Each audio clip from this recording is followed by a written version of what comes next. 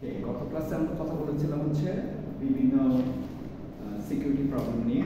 আজকে এগুলো কীভাবে সলভ করা যেতে পারে সেগুলো নিয়ে আমরা কথা বলবো।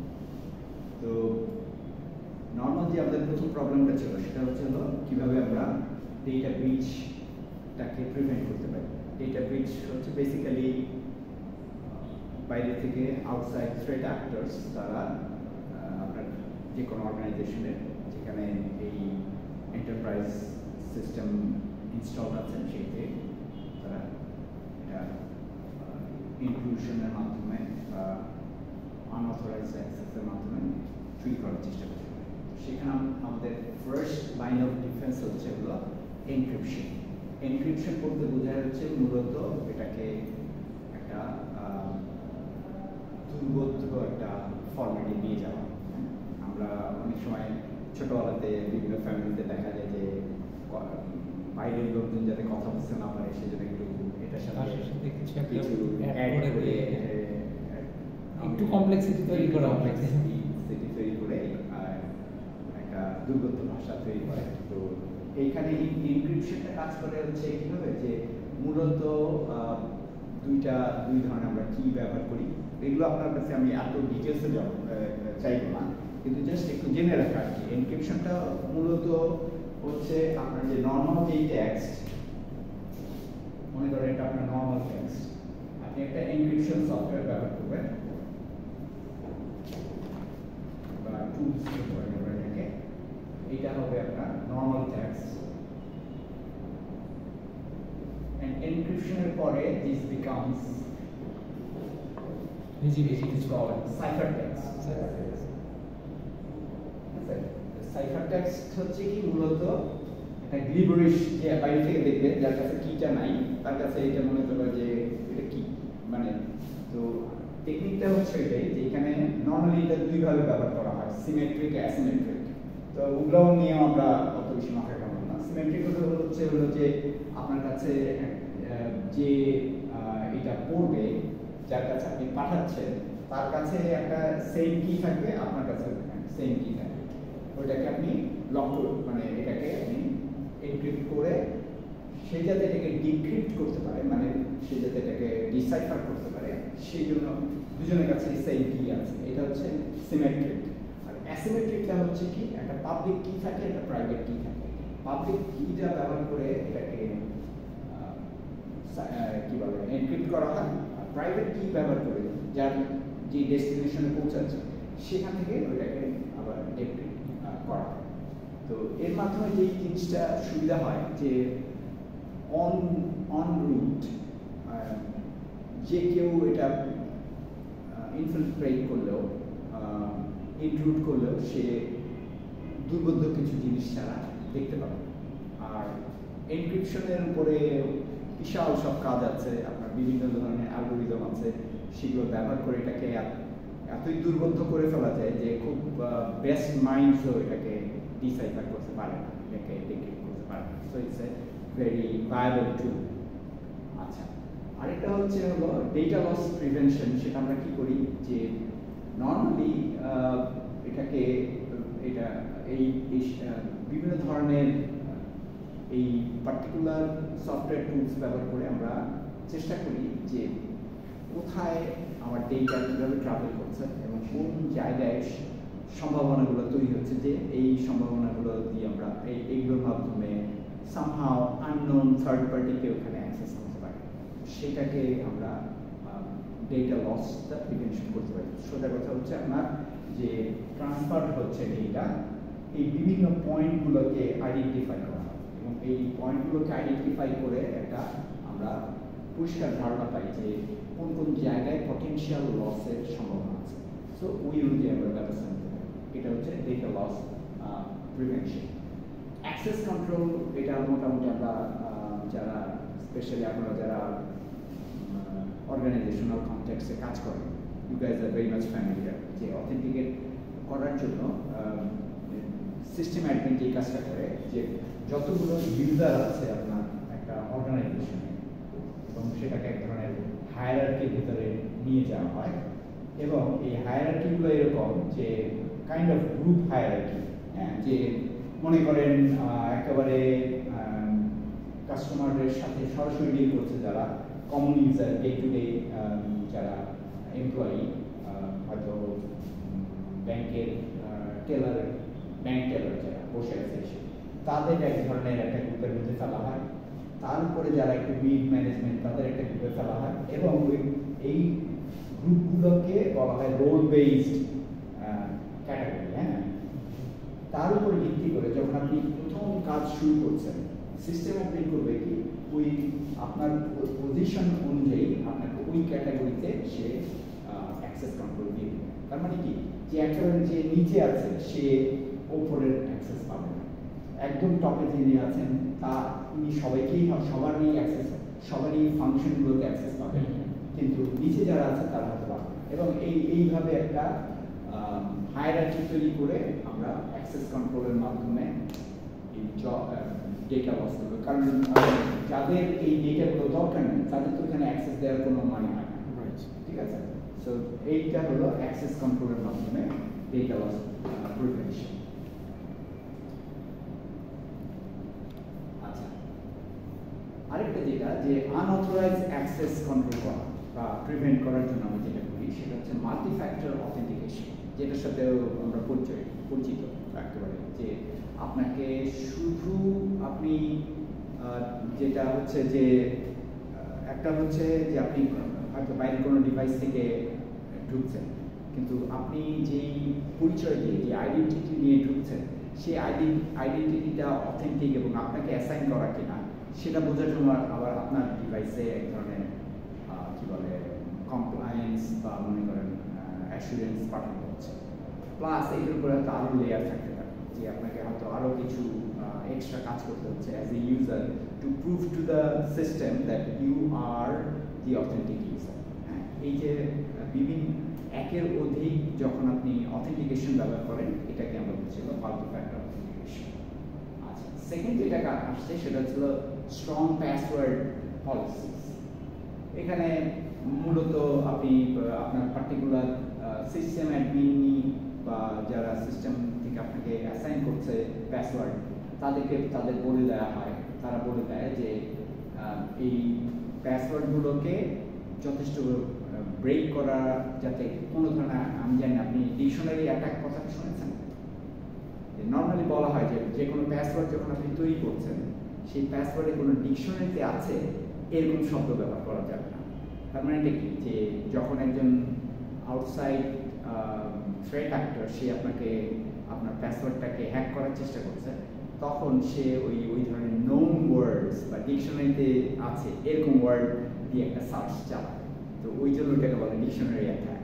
তো এই অ্যাটাকটা যাতে না, এটাকে প্রিভেন্ট করার একেবারে মূল ইটাই হচ্ছে যে আপনি কোনোভাবেই এমন কোনো শব্দ ব্যবহার করবেন না যেটা অ্যাভেলেবল আউটসাইড।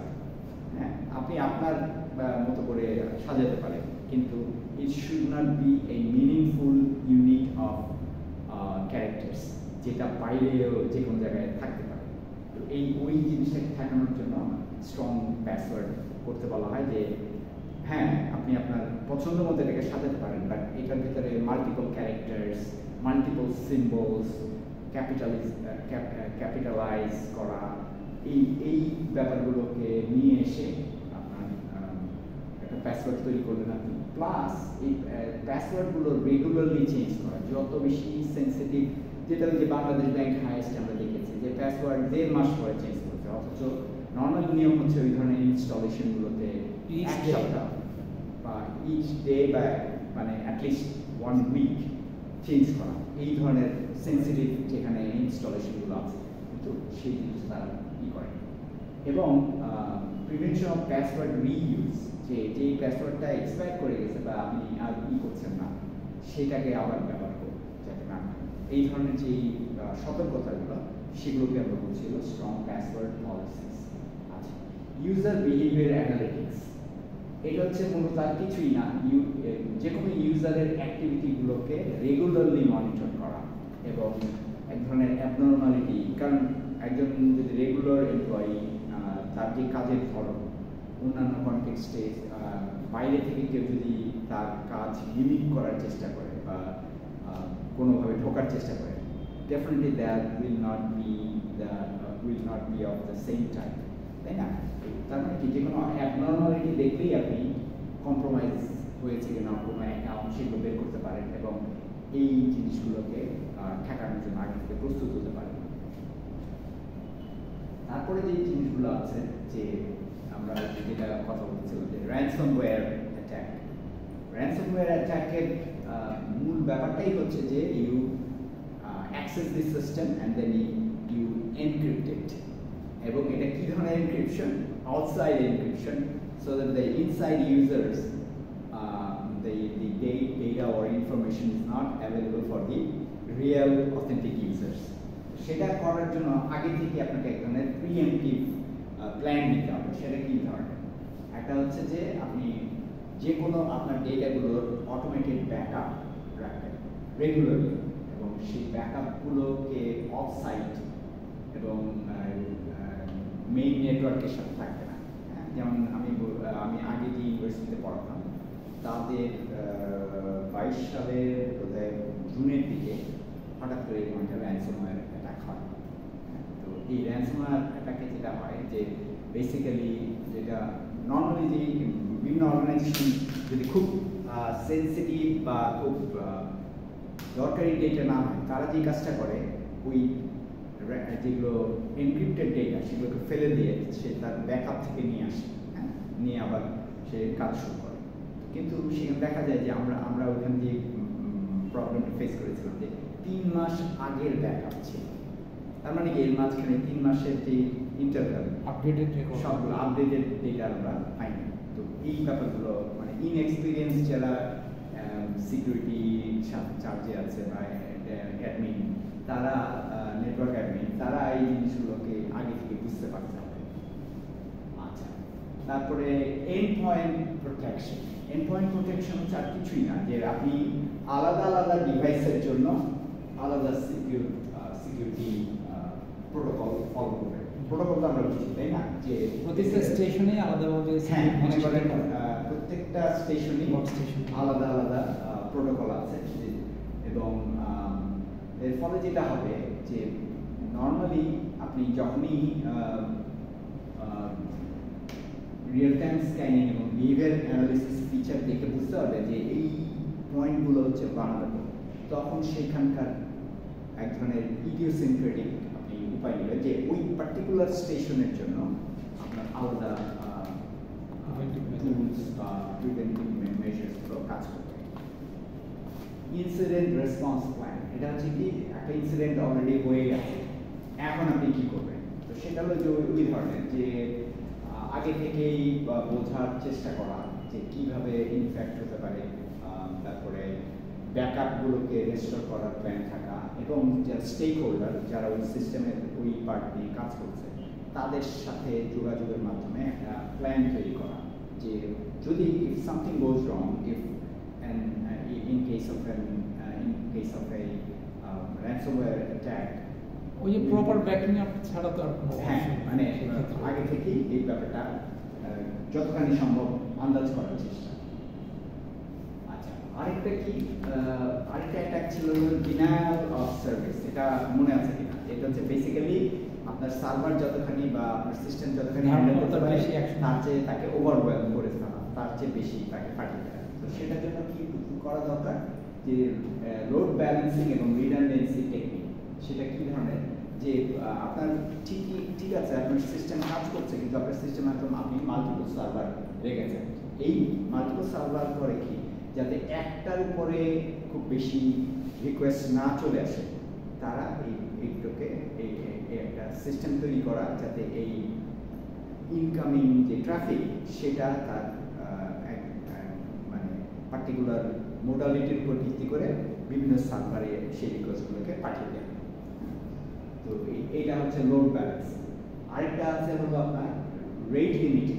রেট লিমিটিং কি যে বেসিক্যালি আমরা নর্মালি যে কোনো সার্ভিসের কনটেক্সটে যে এই সার্ভিসগুলো একটা পার্টিকুলার সার্ভার বা একটা পয়েন্টে কতগুলো রিকোয়েস্ট বা কী ধরনের রিকোয়েস্ট আমরা আনতে পারি, কী ধরনের রিকোয়েস্ট আমরা প্লেস করতে পারি সেটাকে লিমিট করে দেওয়া যাতে করে এক্সেসিভ রিকোয়েস্ট আসতে না পারে।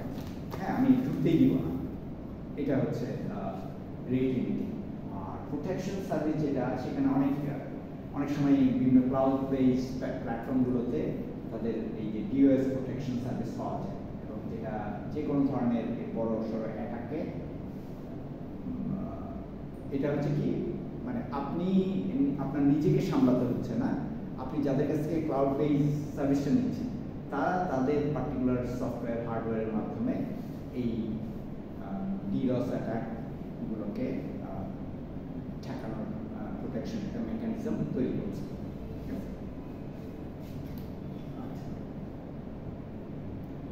আরেকটা যেটা, সেটা হচ্ছে যে আমরা ফিশিং এবং সোশ্যাল ইঞ্জিনিয়ারিং। ফিশিং তো হচ্ছে ইমেলের কনটেক্সটে, যে ইমেল করে someone pretends to be an authentic user or an authentic organizational cohort, যে হয়তো আপনার কাছ থেকে একটা ইনফরমেশন চাচ্ছে, posing to be an authentic user। হ্যাঁ, তো আপনি হয়তো ভুলে তাকে ইনফরমেশনটা দিয়ে দিন। এটা যাতে না ঘটে সেটার জন্য আমরা এটাকে আমরা বলছি হলো ফিশিং। আর সোশ্যাল ইঞ্জিনিয়ারিং হচ্ছে সরাসরি ইউজারদের সাথে কথা বলে তাদেরকে কনভিন্স করে যে কোনো সুবিধা, আউটসাইড অ্যাক্টর, রেগুলার ইউজার, আপনার যেই ইনফরমেশন সিস্টেমস ব্যবহার করছে যারা, তাদেরকে কনভিন্স করে সেন্সিটিভ ইনফরমেশন হাতিয়ে নিচ্ছে। এটা হচ্ছে হলো সোশ্যাল ইঞ্জিনিয়ারিং। তো কাজেই এই দুইটা জিনিসকে প্রিভেন্ট করার জন্য ইউ নিড এমপ্লয়ি ট্রেনিং, একেবারে প্লেন এন্ড সিম্পল। সেটা কি, যে রেগুলার ট্রেনিং সেশন নিতে হবে এটা বোঝানোর জন্য যে নর্মাল, কারণ সবাই তো আর টেক সার্ভি না, সবাই তো আর কম্পিউটার সায়েন্স পড়ে আসেন, সবাই তো আর সিকিউরিটি এক্সপার্ট না।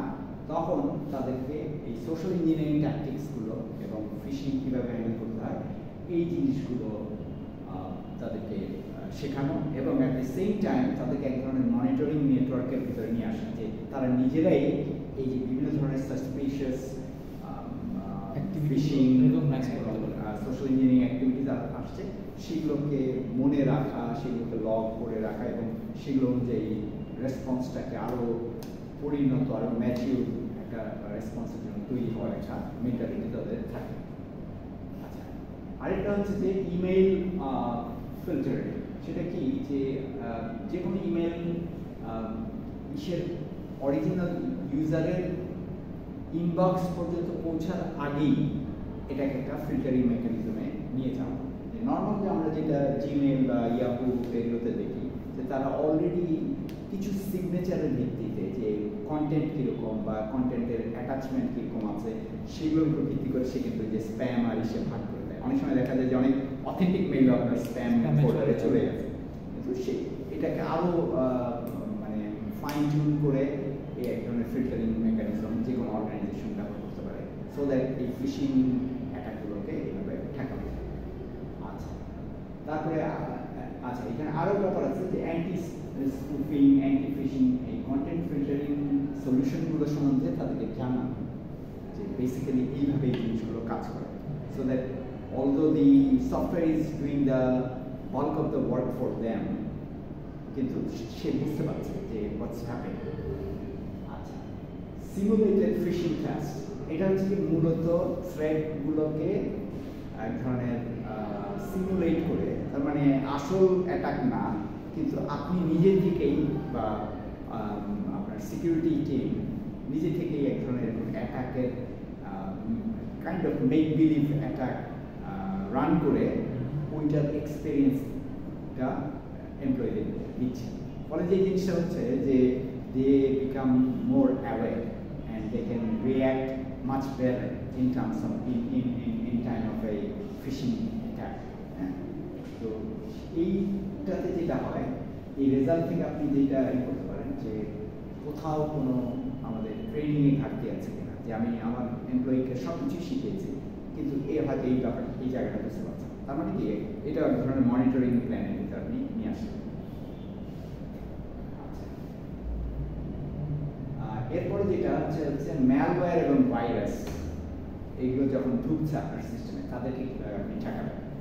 তো সেটার জন্য আপনি অ্যান্টিভাইরাস এবং ম্যালওয়্যার সলিউশনস ব্যবহার করবেন, যেগুলো সব ধরনের এন্ড পয়েন্টস, তার মানে সব ডিভাইসকে কভার করবে, সার্ভার তো বটেই, এবং সব ডিভাইসকে কভার করবে, এবং এগুলোকে লেটেস্ট যে তাদের কি বলে আপডেটস, সেগুলো দিয়ে সারাক্ষণই এগুলোকে আপডেটেড রাখতে হবে, সো দ্যাট নাথিং গেটস, মানে এই ব্যারিয়ারটা যাতে কেউ পার হয়ে যেতে না পারে। আচ্ছা, অ্যাপ্লিকেশন হোয়াইট লিস্টিং, এটা হচ্ছে মূলত যে একটা পার্টিকুলার সিস্টেমে যেই অ্যাপ্লিকেশনগুলো বা প্রোগ্রামগুলো রান করা উচিত সেগুলোর একটা তালিকা করে, এবং সেগুলোর ছাড়া কোনো কিছু যাতে রান করতে না পারে। মনে করেন আপনি ব্যাংকের ফ্রন্ট লাইনে আছেন, ডে টু ডে ব্যাংকিংয়ে, তো আপনাকে এমন কোনো টুলস বা এমন কোনো অ্যাক্সেস দেওয়া হবে না যেটার মাধ্যমে সেন্সিটিভ ডেটা রিচ হওয়ার একটা সম্ভাবনা তৈরি হয়। আচ্ছা, আরেকটা হচ্ছে কি রেগুলার সিস্টেম স্ক্যান, আপনি সারাক্ষণই সিস্টেম স্ক্যান করতে থাকবেন যে unauthorized or suspicious looking application program আপনার এখানে আসছে কিনা। তো এবং মূলত এইটার মাধ্যমে এটা কি হয় যে অনেক সময় দেখা যায় যে ফার্স্ট লাইন অফ ডিফেন্স যেটা থাকে সেটা পার হয়ে আসতে পারে কিছু ম্যালওয়্যার, সেগুলোকে ঠেকানোর জন্য এই ধরনের রেগুলার সিস্টেম স্ক্যান করতে হবে। আচ্ছা, আরেকটা ব্যাপার ছিল আমাদের থার্ড পার্টি ইন্টিগ্রেশন। অনেক অ্যাপ্লিকেশন যেগুলো আপনার রেগুলার যে সিস্টেম সেটার অংশ না, আপনি বাইরে থেকে ইনকর্পোরেট করতে বাধ্য হন সামহাউ, তো সেগুলোর কনটেক্সটে you have to be careful. যে ভেন্ডরের কাছ থেকে আপনি নিচ্ছেন সেই ভেন্ডরের কে আপনার স্ট্যান্ডার্ড এবং আপনার সিকিউরিটি স্ট্যান্ডার্ড, সিকিউরিটি প্রোটোকল অনুযায়ী they have to comply. Oracle থেকে যদি আমরা কিছু নেই, হ্যাঁ না, বড়সড় যে কোম্পানিগুলো আছে সেগুলোর ক্ষেত্রে ব্যাপারটা আপনাকে you don't have to sweat that much. কিন্তু যদি মিড রেঞ্জ বা একটু ছোট ভেন্ডরদের কাছ থেকে নেন, then you have to make sure that, মানে সোজা কথা আপনার সিস্টেম অ্যাডমিনকে যথেষ্ট পরিমাণে নলেজেবল হতে হবে, যে বুঝতে হবে যে এরা কি আমার সিকিউরিটি স্ট্যান্ডার্ডগুলোকে কমপ্লাই করছে কিনা। হ্যাঁ, এবং ফলে তাদের অর্গানাইজেশনের যে একটা পলিসি আছে সেই পলিসি অনুযায়ী এবং একটা চেকলিস্টের মাধ্যমে যে এই ব্যাপারগুলো আমাদের ঠিক থাকতে হবে, তাই আমি তাদের থার্ড পার্টি যে অ্যাপ্লিকেশনগুলো আছে সেগুলো আমরা নিতে পারি। আর কি সিকিউর এপিআই ডিজাইন, যে এই ইন্টারফেসের জন্য আপনার যে ধরনের থার্ড পার্টি অ্যাপ আপনি ব্যবহার করছেন সেগুলোর ভেতরেও কিন্তু স্ট্রং অথেন্টিকেশন, এনক্রিপশন এবং ইনপুট ভ্যালিডেশন থাকতে হবে। ইনপুট ভ্যালিডেশন তো আমরা বুঝি, তাই না, যে আপনি বেসিক্যালি আপনার ইনপুট দেওয়ার কথা হচ্ছে date, so you can't type any letters, মানে এটাও কিন্তু এক ধরনের এই ম্যালিশিয়াস কোড ইনজেকশনটাকে ঠেকাতে ভূমিকা রাখতে পারে। আচ্ছা, রেগুলার অডিটস, এটা হচ্ছে মূলত ওই আগে দিকে আমরা বলেছি যে সব কিছু কনটেক্সটেই কিন্তু আপনার একটা রেগুলার অডিট দরকার। সেটা কেন, যে আপনার থার্ড পার্টি ইন্টিগ্রেশন হচ্ছে যে সেইখানে কোনো ভালনারেবিলিটি আমরা দেখতে পাচ্ছি না, কোনো ধরনের আউট অফ দ্য বক্স কোনো বা অ্যাবনর্মাল কোনো কিছু হচ্ছে না, সেই জিনিসগুলোকে যখনই আমরা রিভিউ করতে থাকবো এই লগগুলোকে আমরা এক ধরনের সাসপিশিয়াস অ্যাক্টিভিটিস হচ্ছে কিনা সেটা বুঝতে পারবো। কাজেই অডিটের কোনো বিকল্প নাই আসলে, মানে প্রায় প্রত্যেকটা লেয়ারেই এন্টিভাইরাস যেটা করে রিয়েল টাইম স্ক্যান সবসময় সেটা একটা আপডেটের মধ্যে রাখতে থাকে, এবং ওইটার রিয়েল টাইম স্ক্যানতেই হবে, প্লাস ওইটার আপনার এক ধরনের হিউম্যান কি বলে মনিটরিংও দরকার আছে, কারণ অটোমেটিক টুলসগুলো এখন পর্যন্ত ওই রকম সফিস্টিকেশনে পৌঁছায়নি। যে অনেক ক্ষেত্রে দেখা যায় যে আপনার হয়তো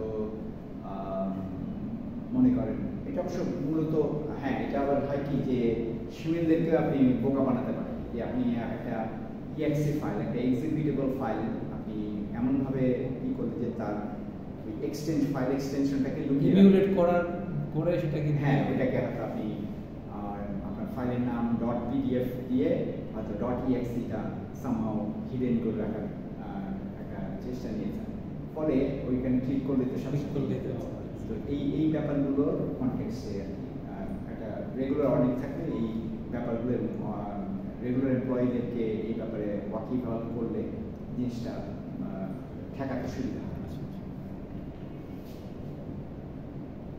আচ্ছা, এবার আমরা কথা বলছি ফিজিক্যাল সিকিউরিটি।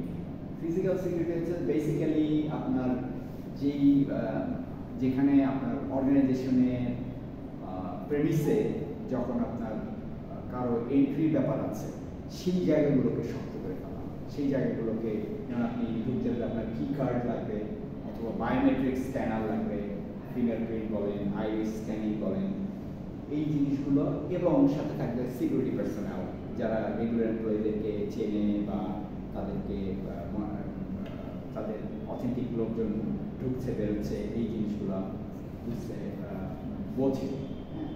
তারপরে আরেকটা হচ্ছে হলো যে এনভায়রনমেন্টাল মনিটরিং। সেটা কি যে যে কোনো ধরনের আপনি যেখানে সার্ভার আপনার রাখা আছে সেই জায়গাগুলো, সার্ভার র্যাকগুলো যেখানে রাখা আছে সেই জায়গাগুলো কতখানি সিকিউর, সেখানে কি আগুন ধরতে পারে কিনা, ওয়াটার লিক হতে পারে কিনা, টেম্পারেচার ফ্লাকচুয়েট করতে পারে কিনা। কারণ অনেক সময় এগুলো তো সলিড স্টেট যে ইলেকট্রনিক্স আমাদের প্রত্যেকটা এই ধরনের ডিভাইসের ভিতরে আছে, সেগুলো অত্যন্ত সেন্সিটিভ টু টেম্পারেচার চেঞ্জ। হয়তো আপনার ইলেকট্রিসিটি সাম লোডশেডিং হয়েছে, তখন সাথে সাথে আপনার হয়তো টেম্পারেচার বেড়ে গেছে আপনার সার্ভার রুমে। So this will be very threatening for the server operation. সেখানে আপনি তখন আলাদা হয়তো আইপিএস রাখবেন জাস্ট ইন কেস, এবং হয়তো জেনারেটরের মাধ্যমে হয়তো অন্য অংশের জন্য জেনারেটর ভালোভাবে কাজ না করলেও অ্যাটলিস্ট আপনার ওই সেকশনটার জন্য জেনারেটর যাতে কাজ করে, যাতে এয়ার কন্ডিশনিংটা ইট কন্টিনিউস। এবং এই সিস্টেমগুলো ইমার্জেন্সি রেসপন্স প্রসিডিউরের সাথে থাকে, মানে বেসিক্যালি এগুলো এক ধরনের ইমার্জেন্সি সিচুয়েশন হ্যান্ডেল করার জন্য উপযোগী হতে হবে। সিকিউর হার্ডওয়্যার ডিসপোজাল, এটা একটা খুবই জরুরি ব্যাপার। এটা আমি জানি না অর্গানাইজেশনগুলো আপনি যেখানে কাজ করছেন সেখানে এদের প্র্যাকটিসটা কি, এগুলো নিয়ে আমরা আসলে একটা পেপার করতে পারি। হ্যাঁ, আমার মনে হয় এটা আপনাকে আমি অ্যাসাইনমেন্ট দিতে পারি যে হার্ডওয়্যার ডিসপোজাল। যেমন অনেক ক্ষেত্রে দেখা যায় যে এখনকার যে স্ক্যানার বলেন, তারপরে ফটোকপিয়ার, এগুলো কিন্তু মেমোরি আছে, বেশ ভালো মেমোরি। তো এই মেমোরিগুলোকে হয়তো ভিতরে হয়তো অনেক সেন্সিটিভ, আপনি অনেক কিছু স্ক্যান করেছেন, অনেক ফটোকপি করেছেন, সেগুলোর মেমোরি রয়ে গেছে। যখন আপনি এটা ডিসপোজ করে দিচ্ছেন, যার হাতে গিয়ে পড়ছে সে দেখে ফেলছে। এগুলো একেবারে বাইরের দেশগুলোতে এগুলো একেবারে রেগুলার ঘটনা। আমি এরকম ঘটনা জানি যে পেন্টাগনের, মানে আমি একটা সিকিউরিটি উইক অথবা একটা নিউজ পেপার ওয়েবসাইটে দেখেছিলাম যে পেন্টাগনের একটা রেয়ার এয়ারক্রাফটের যে কী বলবো এটাকে বিল্ডিং প্ল্যান বা তার যে কনস্ট্রাকশন স্ট্রাকচার, এইটা বাইরের একটা গ্রুপ এই জিনিসটা পেয়েছিল। এই ব্লু প্রিন্টটা যে একটা বোমারু বিমানের ব্লু প্রিন্ট, এটা তো হওয়ার কথা, তাই না? যে ওখানে যখন আপনি বাইরে ডিসপোজ করছেন যেগুলোর মেমোরি আছে, হয় মেমোরিগুলোকে ইরেজ করে দেন অথবা মেমোরিগুলোকে খুলে রেখে দেন, এরকম একটা প্ল্যান রাখতে হবে। এইটাকে আমরা বলছি হলো সিকিউর হার্ডওয়্যার ডিসপোজ। আরও যদি সিম্পলি বলি যে আমাদের অফিসে যে পিসিগুলো থাকে, যেটা বছর কয়েক পরে আমাদের চেঞ্জ করতে হয়, অনেক সময় আমরা ওই যে হার্ড ডিস্কগুলোকে একেবারে র অবস্থাতেই ছেড়ে দিই, যেটা কিনা আবার একটা স্ক্যান দিলেই সম্পূর্ণ রিট্রাইভ করা সম্ভব। হ্যাঁ, তাহলে ওই জিনিসগুলোকে আসলে হয় অন্য কোনো ব্যাকআপে নিয়ে যাওয়া এবং পুরোটাকে ইরেজ করে দেওয়া, এই জিনিসগুলো মানে একেবারে আপনার সিম্পল ডিভাইস থেকে কি বলে আপনার ফ্ল্যাশ ড্রাইভ থেকে শুরু করে এই কম্পিউটার পিসির হার্ডওয়্যার সমস্ত, মানে পিসির হার্ড ডিস্ক, এই সমস্ত কিছুই কিন্তু এই ব্যাপারটা আমরা অনেক সময় খেয়াল করি না, ইজ অফ ইউজের কারণে। ও আচ্ছা, ঠিক আছে, কিন্তু এটা যে কোনো মুহূর্তে সেন্সিটিভ ইনফরমেশন লিক হয়ে যেতে পারে এটার মাধ্যমে। আমরা মোটামুটি শেষের দিকে চলে আসছি। প্যাচ ম্যানেজমেন্ট অ্যান্ড সফটওয়্যার আপডেট। এই যে কিছুদিন আগে যে ঘটনাটা ঘটলো ক্লাউড স্ট্রাইক, যে মাইক্রোসফটের প্যাচ করতে, মানে এই বাগ কি বলে কন্ট্রোল করতে না পারার কারণে বিভিন্ন এয়ারপোর্টের তারা যে সফটওয়্যার ব্যবহার করতো সেগুলো ক্র্যাশ করেছে, এবং সেগুলো করাতে দেখা গেছে যে তাদের ম্যানুয়াল অপারেশনে চলে যেতে হয়েছে। হাতে লিখে আপনার কি বলে এটাকে প্লেনের ওঠার জন্য তাকে কি বলে এটাকে কার্ডটাকে বোর্ডিং পাস। হ্যাঁ, বোর্ডিং পাস হাতে লিখে দিতে হয়েছে। হ্যাঁ, অনেক জায়গায় ফ্লাইট ক্যান্সেল করতে হয়েছে। সো তার মানে কি, যে কোনো ধরনের প্যাচ তো আমরা বুঝি, তাই না, যে মূলত সফটওয়্যার একটা হয়তো বাগ আছে, সেটা অন্য একটা ছোট্ট প্রোগ্রাম মাধ্যমে সেটাকে কি বলে কারেক্ট করার জন্য, রেকটিফাই করার জন্য যে প্রোগ্রাম ডিসপ্যাচ করা হয়। কিন্তু সেগুলোর কনটেক্সটে they have to be very very tested, এবং তাদেরকে ওই প্রসেসটা অত্যন্ত রেগুলারাইজড, স্ক্রুটিনাইজড ওয়েতে করতে হবে। এখানে ওইটা বলছে যে ensure patches are tested in a controlled environment before deployment to avoid compatibility. এখানে শুধু সিকিউরিটির ব্যাপার না, কম্প্যাটিবিলিটির একটা ব্যাপার আছে, যে আপনার এই সিস্টেম ওইটাকে অ্যাবজর্ব করবে কিনা। তাহলে একটা কন্ট্রোলড এনভায়রনমেন্ট মানে হচ্ছে এক ধরনের সিমুলেশনের মাধ্যমে test that whether this is the right patch for my system. আচ্ছা, vulnerability management হচ্ছে মূলত আপনি আগে থেকেই উইক জায়গাগুলোকে আইডেন্টিফাই করবেন এবং আপনার সিস্টেমের উইক জায়গাগুলোকে আইডেন্টিফাই করে সেগুলোকে একটা প্রায়োরিটাইজেশনের মাধ্যমে আপনি সিস্টেমটাকে আপনি জানবেন যে আপনার সিস্টেমের কোন জায়গায় ঝামেলা হতে পারে। হ্যাঁ, আপনি হয়তো রাইট দেন এন্ড দেয়ার একটা পুরো সিস্টেমকে ওভারহল করতে পারবেন না, কিন্তু অ্যাটলিস্ট ইউ নো যে way to deploy your cautions, way to deploy your security measures much prior to other part of the system. আর চেঞ্জ ম্যানেজমেন্ট প্রসেসটা হচ্ছে যেটা হচ্ছে যে কোনো অ্যাপ্লিকেশন প্যাচ যখন আসছে এবং আপডেট যখন আসছে, সেগুলোর এক ধরনের মনিটরিংয়ের একটা ব্যবস্থা থাকতে হবে। সেই ব্যবস্থাটা কি, যে আপনি তার একটা ডকুমেন্টেশন থাকবে, তার একটা টেস্টিং থাকবে এবং তার একটা রোল ব্যাক প্রসিজার, মানে এটাকে আপনি কী বলবো আনপ্লাগ করলেন, যে এই জিনিসগুলো একটা systematic way of doing things থাকতে হবে, যাতে করে আপনি you have a clear idea যে কোন প্যাচগুলো কাজ করছে, কোনগুলো করছে না, এবং ইউ ক্যান এটা আপনাকে একটা সিনারিও দেবে যে ভবিষ্যতে কোনো ঝামেলা হলে সেটা থেকে কীভাবে আমরা সার্ভাইভ করতে পারি। ডিজাস্টার রিকভারিটা বেসিক্যালি যেটা বলছিলাম, যে আপনার এনভায়রনমেন্টের যে কোনো প্রবলেম হতে পারে, ঝড় হতে পারে, ভূমিকম্প হতে পারে, যে কোনো সিকিউরিটি ব্রিচ হতে পারে, ওই কনটেক্সটে আপনার রিকভারি প্রসিজারগুলো কী হবে, কার কী রোল হবে, কীভাবে কাজ করবে, কমিউনিকেশনটা কী হবে, এই জিনিসগুলো আগে থেকে বুঝতে পারা। সেকেন্ড যেটা হচ্ছে যে you are suppose to make regular drill. আমরা যেমন ফায়ার ড্রিল করি না, যে কোনো একটা বিল্ডিংয়ে আগুন লাগলে কী করতে হবে, এটা আগে থেকেই প্র্যাকটিস করে রাখা। ওই রকম যে কোনো সিস্টেমের যদি ডিজাস্টার আসতে পারে, ওই ব্যাপারগুলো কী করতে হবে, এবং সেখানকার যারা অ্যাসোসিয়েটেড ইউজার, যে স্টেক হোল্ডার, তাদেরকে নিয়ে এই ড্রিলটা করতে হবে, so that they are ready in case of any disaster unfolds. আর এটার উপর ভিত্তি করে যখন আপনি একটা রিপোর্ট তৈরি করবেন, এবং সেই রিপোর্টে দেখবেন যে কোন কোন জায়গাগুলোতে ভালনারেবিলিটি আছে, কোন কোন জায়গাগুলোকে আপডেট করতে হবে, সো এক ধরনের ডকুমেন্টেশন থাকতে হবে।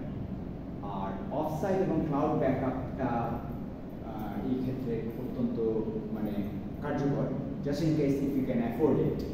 সেটা হচ্ছে বেসিক্যালি তাহলে আপনার ডেটা যেহেতু অফসাইট, আপনি যে লোকেশনে আছেন তার বাইরে কোথাও স্টোর আছে, then you are kind of safe, এবং যে কোনো সময় আপনি যে কোনো একটা ডিজাস্টার হলে আপনি you can import the data from there and you can just move on, এবং আপনি আপনার কন্টিনিউটিটা ব্যাহত হবে না। আর আরেকটা যেটা ব্যাপার, regularly test backups to ensure that they are complete and functional. আমরা ব্যাকআপ নিচ্ছি, ওই যে আমি একটু আগে যেটা বললাম, যে 3 মাস আগের ব্যাকআপ রেখে দিয়েছি আমি আর খেয়াল করিনি, এর মাঝখানে হঠাৎ করে একটা অ্যাটাক হলো বা একটা কিছু ডেটা ব্রিচ হলো, আমি অলরেডি ডান, যে আমি তখন 3 মাসের ডেটা আমার গায়ে। ওই ব্যাপারটার জন্য আমাকে খেয়াল করতে হবে যে যখনই আমরা ব্যাকআপটা নিচ্ছি, it should be complete and functional. আমি সিস্টেম কোনোভাবে ডাউন হয়ে গেলে I can bring that backups and I can start moving from the point of collapse and on. So, মাঝে মাঝে চিন্তা করি যে গুগলের মতন সার্ভারের যে ব্যাকআপটা এটা তাহলে কত বড় এবং কত সমৃদ্ধশালী জায়গা হইতে হবে। হ্যাঁ, মানে বেসিক্যালি ওরা তো নাকি আন্ডার ওয়াটার ব্যাকআপও আছে, আবার ফিউচারে মনে হয় মুনেও ব্যাকআপ সেন্টার করার চিন্তা ভাবনা। হ্যাঁ, মানে তাদের মানে জিনিসটা হচ্ছে কি, ওরা আমাদেরকে বলে না, কিন্তু এভরি ইউজার ডেটা ইন্টারাকশন সমস্ত কিছু তারা ব্যাকআপ রাখছে, এবং সেটা যে সবসময় সিকিউরিটি পারপাস সেটা না, তাদের ব্যাকআপের কারণটা অন্য ধরনের, যে they are trying to understand the mind of the user, এবং সেটা অনুযায়ী তারা একটা প্রোডাক্টকে কাস্টমাইজ করার চেষ্টা করছে। তো মানে ইট গোজ বোথ ওয়েজ। আপনি আপনার সিকিউরিটিও ঠিক থাকলো, অন দ্য আদার হ্যান্ড আপনার ডিমান্ড ক্রিয়েট করা হচ্ছে, ডিমান্ড ক্রিয়েট করা হচ্ছে, আপনি ইউজারের প্রোফাইল বুঝতে পারছেন, তা এবং সেটা অনুযায়ী আপনি মার্কেট ম্যানিপুলেট করতে পারছেন। এই যে আমেরিকাতে তো ওরা ডিক্লেয়ার করেছে যে ফেডারেল ট্রেড কমিশন যে গুগল ইজ এ মনোপলি, তো কাজে একে একটু বিপদে একটু রেগুলেটরি স্ট্যান্ডার্ডের আওতায় আনতে এখনো আসে নাই গুগল। মানে ওদের আমি লেটেস্টটা পড়ি নাই, কয়েকদিন আগের কথা। মানে নর্মালি ওদের এই প্র্যাকটিসটা খুবই ভালো। তারা করে কি, যে রেগুলারলি মনিটর করে যে কোনো একটা প্রতিষ্ঠান খুব বড় হয়ে যাচ্ছে কিনা। আমি যখন পড়তে যাই, আমি মানে দানবীয় আকার ধারণ করছে কিনা, যেটা কিনা হিউম্যানের থ্রেট হিসেবে পরবর্তীতে আমি যখন পড়তে যাই, তার কিছু মানে না আরো আগে 1983-তে তারা ওখানে AT&T যে টেলিফোন কোম্পানিটা আছে, ওইটাকে ভেঙে তারা 6টা ছোট ছোট কোম্পানিতে নিয়ে নিচ্ছে। ওদেরকে বলা হয় বেবি বেল, ওই যে মানে সাদার্ন বেল বা এই নামে ওদের কোম্পানিগুলোর নাম থাকে। তো সেখানে দেখা গেল যে ইস্ট কোস্ট বলতে যে নিউ ইয়র্ক, ফ্লোরিডা এবং উপরের দিকে বস্টন এই দিকে ছোট ছোট ইগুলো আস্তে আস্তে আবার একটা গিলে ফেলা শুরু করেছে। আমি গিয়ে দেখলাম হচ্ছে নিউ ইয়র্ক টেলিফোন নামে একটা কোম্পানি ছিল, তারা করলো কি, নিউ জার্সির আরেকটা ছিল 9X, ওদের সাথে এক হয়ে গেল। তারপরে এটা করলো কি, হলো 9X থেকে আবার আর2 নিউ জার্সি বেল। এরপরে তারা বস্টনের আরেকটা কোম্পানি, ওদের সাথে মিলে কি হয়ে গেল, ওই যে ভ্যারাইজন এখন কিন্তু বেশ বড় সড়ো কোম্পানি এখন পর্যন্ত। তো তার মানে কি, আবারও দেখা যাচ্ছে যে এক ধরনের অলিগোপলির মার্কেট তৈরি হয়ে যাচ্ছে, যে সারা ইউনাইটেড স্টেটসে হয়তো 4-5টা কোম্পানি পুরো এই সেক্টরটা নিয়ন্ত্রণ করছে। তো এইটা থেকে আস্তে আস্তে হয়তো দেখা যাবে আরেকটা কোম্পানি আরেকটা এগিয়ে ফেলতেছে এরকম করে। এই জন্য এরা কনস্ট্যান্টলি মনিটর করে যে কোনো মার্জারগুলো যে হচ্ছে, মার্জারগুলো যাতে এই ধরনের সম্ভাবনা তৈরি না করে। কিন্তু মানে প্রচুর ওয়ে আছে যেখানে কাইন্ড অফ এক ধরনের হাইড এন্ড সিক গেম খেলে সরকারের সাথে, যে সিন্ডিকেট। হ্যাঁ, এটাও একটা সিন্ডিকেট। তো আমি অবশ্য বাংলাদেশের সিনারিও জানি না, কিন্তু আমাদের আসলে এখন সুযোগ তৈরি হয়েছে যে এই সিন্ডিকেটগুলো করা, যে আপনার আমাদের যে গ্রামীণ এবং বাংলা, হ্যাঁ, এটা তো এরা যথেষ্ট পরিমাণ অলরেডি অলিগোপলিতে আছে, এবং সামহাও এরা হয়তো অনেক জায়গায় মনোপলিও হয়ে গেছে। মনে করেন একটা পার্টিকুলার এরিয়া, হয়তো মনে করেন বান্দরবন বা ওইসবের, হয়তো আপনি গ্রামীণের কিছুই নেই। হ্যাঁ, তো এই ব্যাপারগুলো আসলে গভর্নমেন্টকে অ্যাক্টিভলি করতে হবে। আমি জানি না whether they are ready or not, কিন্তু যারা এক্সপার্ট আছে তাদেরকে এগিয়ে আসা উচিত। আমার মনে হয় আজকে আমরা এখানেই শেষ করি। তো আপনার কোনো প্রশ্ন থাকলে বলেন। আপাতত নেই, বাট এরপরে কি আরো কোনো স্লাইড আছে? এটা এই স্লাইডটা আমার ইয়েতে আছে, পোর্টালে আছে। হ্যাঁ, এই স্লাইডটা পোর্টালে আছে। মানে এখন দুইটা স্লাইড দেওয়া আছে, দুইটা স্লাইড এসছে, বড় বড় দুইটা স্লাইড। আর হয়তো আমি একটা স্লাইড করব, সেটা আমি চেষ্টা করছি যে হয়তো এআই রিলেটেড বিজনেস অ্যাক্টিভিটিসের উপরে, যে সিস্টেমের কনটেক্সটে কীভাবে কাজ করে, এটা একটা করার চেষ্টা করছি। এটা হয়তো মনে করেন এই সপ্তাহের মাঝামাঝি এটা হয়ে যাবে। এই তিনটা স্লাইডেই আপনার দুইটা বড় একটা ছোট। স্যার সাজেশনটা